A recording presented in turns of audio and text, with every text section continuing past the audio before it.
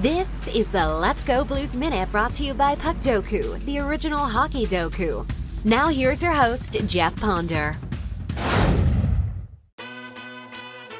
Happy New Year, Blues fans. We all know that our favorite team started the year off right with a 6-2 win over the Chicago Blackhawks in the 2025 Winter Classic. I say with a question mark because it was not held in 2025. The Blues won this one 6-2, a very nice win for the Blues. They go 3-0 in Winter Classics. The Blues joined the New York Rangers and Washington Capitals as the only teams to win their first 3 outdoor games.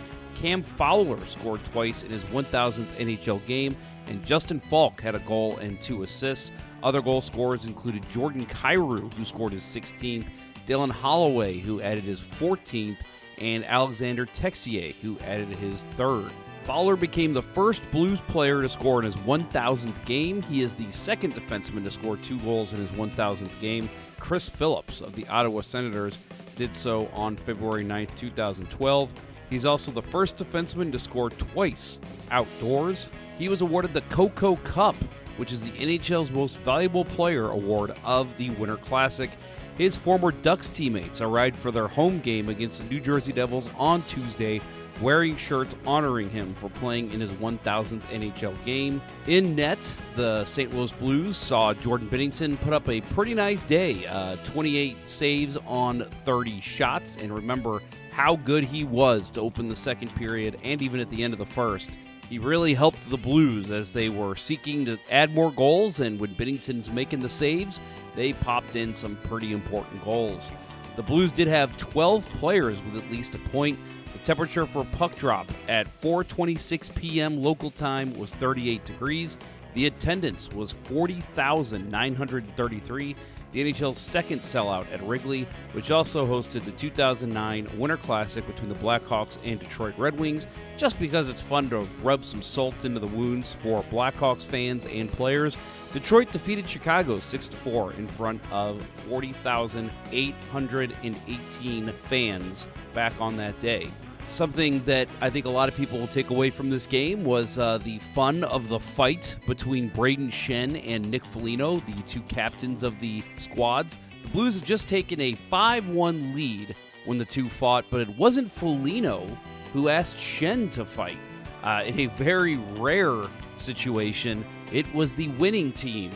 Schenn said, quote, "I asked him, you look back on these moments in your career and why not, eh?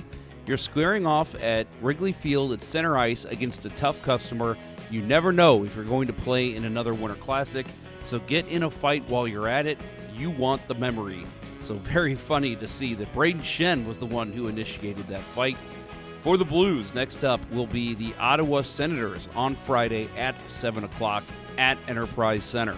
Let's talk about the World Junior Championships.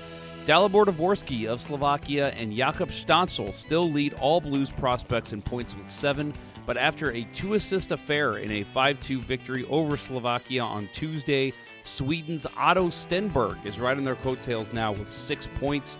Dvorsky and Stancil have fallen out of the scoring lead in the tournament, though, as Axel Sandin Palika of Sweden and Cole Hudson of the U.S. have now both scored 8 points. Fun note, both are defensemen. So both those guys playing very well for their teams down the stretch in the World Junior Championships. There were no games on New Year's Day.